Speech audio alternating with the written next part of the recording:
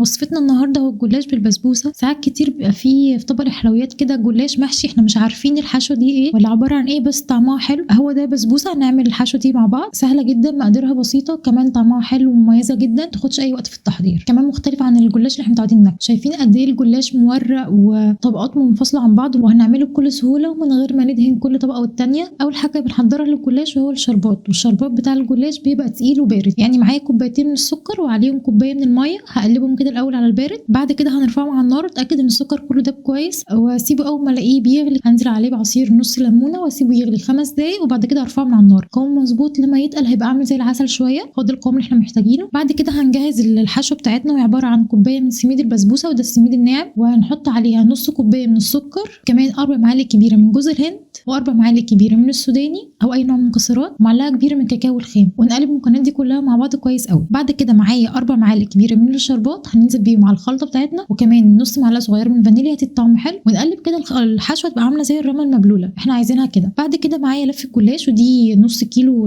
من الجلاش، وهنجيب صينيه مقاس 26 دهناها كويس قوي بالسمنه، وهنبدا كده ناخد كل ورقه من الجلاش ونحط نصها في الصينيه ونصها من بره، يعني هنغلف الصينيه كلها بالجلاش من جوه ومن بره. هنتني كده ورقتين من الجلاش ونحطهم في النص، ورقتين او 3، بعد كده ننزل عليهم بالحشوه بتاعتنا اللي احنا جهزناها مع بعض، ونفردها كلها في قلب الصينيه بارتفاع واحد على قد ما نقدر. بعد كده هنقفل بقى الجلاش اللي هو النص اللي احنا سيبناه من بره، شايفين بنقفله ازاي بكل سهوله، كل ده من غير ما ندهن جلاش بين الطبقات، وهيطلع مورق وطعمه حلو جدا. بعد كده هجيب باقي الجلاش معايا، هاخد ورقتين، شايفين قد ايه سهل، باخد ورقتين واحطهم كده على الصينيه بتاعتي، والزياده بنزلها من تحت. بعد ما اخلص كل الكميه هقطع بقى الجلاش بالتقطيع اللي انا عايزاها، سواء مثلثات مربعات زي ما تحبي، ومعايا كوبايه من السمنه البلدي، كل ما يكون نوع السمنه حلو كل ما هيديكي نتيجه حلوه. ممكن كمان تبقى نص سمنه ونص زيت، بس انا بحب السمنه اكتر. طبعا الفرن بتاعنا سخن على درجه حراره 180، هندخل الصينيه بتاعتنا، اول ما الجلاش ياخد لون كده من تحت والجلاش كده يفك معانا من الصينيه، هتلاقي الجلاش اخد منك لون من فوق، لو ما خدش لون من فوق ممكن تشغلي له الشوايه. بعد ما يطلع الجلاش من الفرن وهو سخن هننزل عليه بالشربات البارد، شايفين قوام الشربات شويه عامل زي العسل. هنسيب كده الجلاش يشرب كل الشربات، ونوزع الجلاش كده في الصينيه كلها، بعد كده هتقدميه بجد طعمه حلو قوي، من غير بقى بنفضل ندهن ورقه والتانيه بين كل ورقه والتانيه. شايفين ازاي مورق، طبقه الحشوه طعمها حلو قوي، مختلفه ومميزه جدا. على طول متعودين ناكل الجلاش سواء مثلا كيك جلاش، واحنا عملنا مع بعض الوصفه دي وهسيبها لكم في صندوق الوصف، او الجلاش محشي بمكسرات عاديه، دي وصفه مختلفه وفي نفس الوقت طعمها حلو. هستناكم تجربوها وتقولي رايكم.